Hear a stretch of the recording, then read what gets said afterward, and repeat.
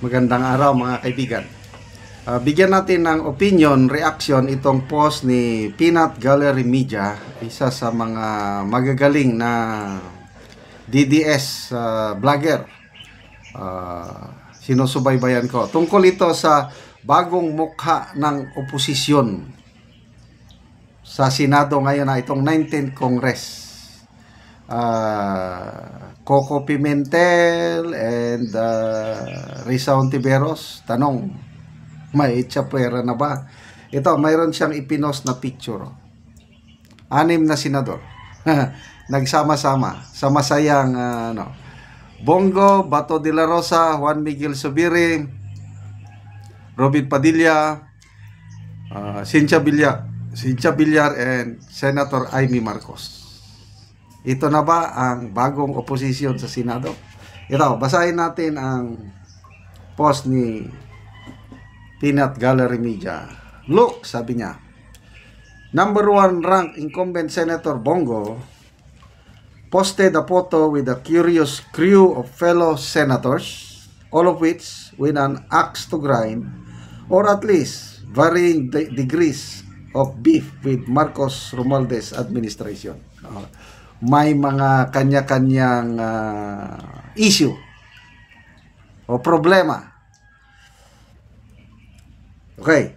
Senator Go, Bato de la Rosa, and winner Robin Padilla have all consistently described former President Rodrigo Duterte arrest as kidnapping. Yan. Ang malakas, mabigat na issue against administrasyong Marcos Romualdez. Kinidnap nyo ang dating Pangulo. Yan. Former Senate President Mig Zubiri, once the Senate's most universally loved man, was betrayed in an overnight coup that saw him ultimately replaced by current SP Cheese Escudero. So, nasaktan si Senator Mig Zubiri at saka yung tawag nila Magic 7. Pito sila na magkakaibigan, nag-resign sa kanilang mga chairmanship o mga committee membership. Nag-resign sila nung biglang pinalitan si Senator Zubiri as Senate President dahil lang hindi niya sinusunod ang mga powers that be. So, hanggang ngayon, I believe, nandyan pa rin yung issue. So, may issue. Senator Cynthia Villar, multi-billion peso corporation prime mover, has been on the receiving end of attacks, both clearly deserved and obviously politically motivated by the House of Representatives. Pinapaimbestigahan itong kumpanya ng mga Villar.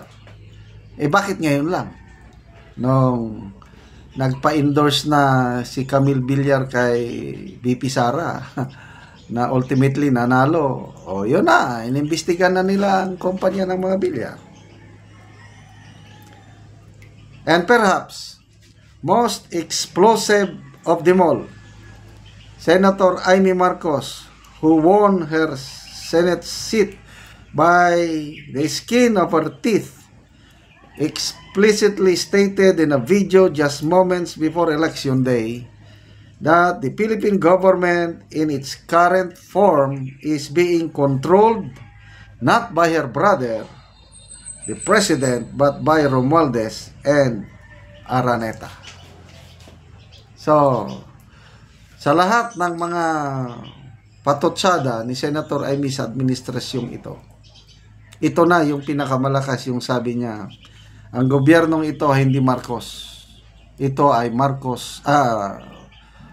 ito ay Romualdez Araneta ang gobyernong ito. Grabe. Tapos doon saan ba yun? Sa The Hague. Sabi niya, hindi ako naghintay ng 39 years para magkamali muli. Magkamali muli. Ito, may isang Marcos na natuto na sa kasaysayan. Tapos nung tinanong ang Pangulo, ano masasabi niya doon? No comment. So, makikita mo, ano na talaga itong si Senator Amy. Palaban na.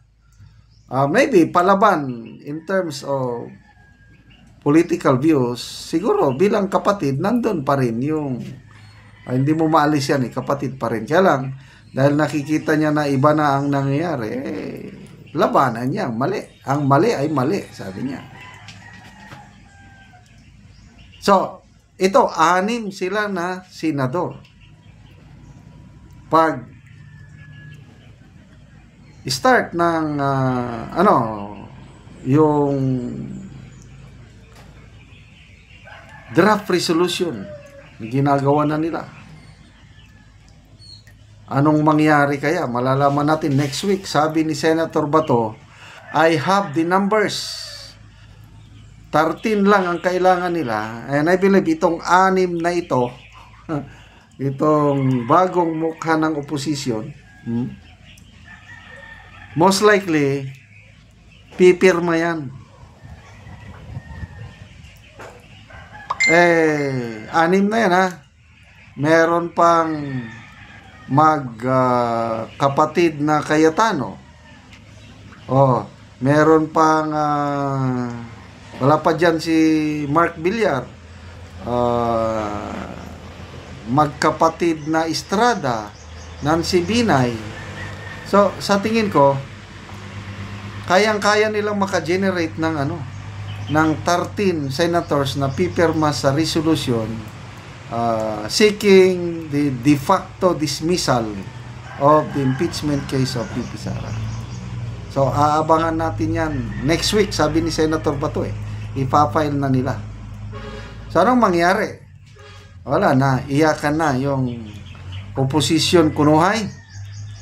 Senator Coco Pimentel and Risa Hontiveros, sila yung gustong-gustong matuloy ang impeachment, lalo na si Senator Hontiveros. Bakit? May plano sa 2028. Nagpahayag na siya, ready daw siya na tatakbo sa 2028. So, ibig sabihin, gusto niyang matanggal si VP Sara para maalis ang isang balakid. But, let us to see. So, the new opposition in town, 6 senators. Mabuhay po kayo. Okay, salamat mga kaibigan sa inyong pagsubaybay sa ating channel. Nakakatulong kayo ng malaki sa tribong Talaandig ng Bukidnon. Dahil ang sweldo po natin sa channel na ito is pantulong po sa tribong Bukidnon. Sa ngayon, namimigay tayo ng mga libreng yero at pako para maayos ang mga sira-sirang bahay ng tribong Talaandig. Panoorin nyo ang video na ito. Si ate ang natagaan Ugero, so mag-atop na gid sila karon. Tindog sila sa bagong balay.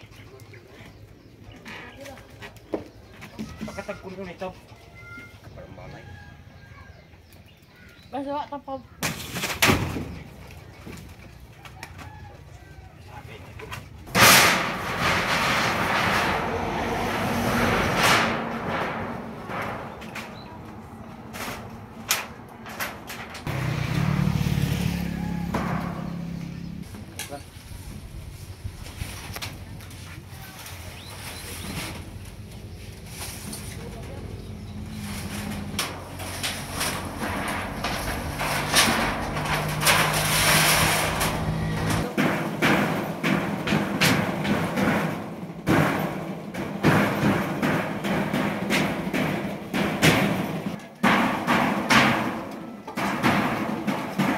O karon te nindot na gid kaayo ang inyong balay o. Nakapatindog na gyud mo og bagong balay. Nindot na gid nga tan-awon ang inyong atop. So karon te unsa man ang imong maistorya nga nakaatop na mo, nagpatindog na mo og balay nga bago? Unang-una, salamat sa Ginoo og sa nagtan-aw sa video nga natabang sa mo. Salamat gid kayo sa inyo ha. Kay nakapatindog gid ko sa among balay. Kung dili ang nagtabang sa mo, di gid mo makapatindog sa balay namo. Salamat kayo. Salamat. Karon te pila day ka bukang imong anak? Akong anak, duha na. Duha. So upat mo nga magpuyo din ani. Oo. Oo. Sige, mara to te. Salamat. Salamat. Sige, bye-bye.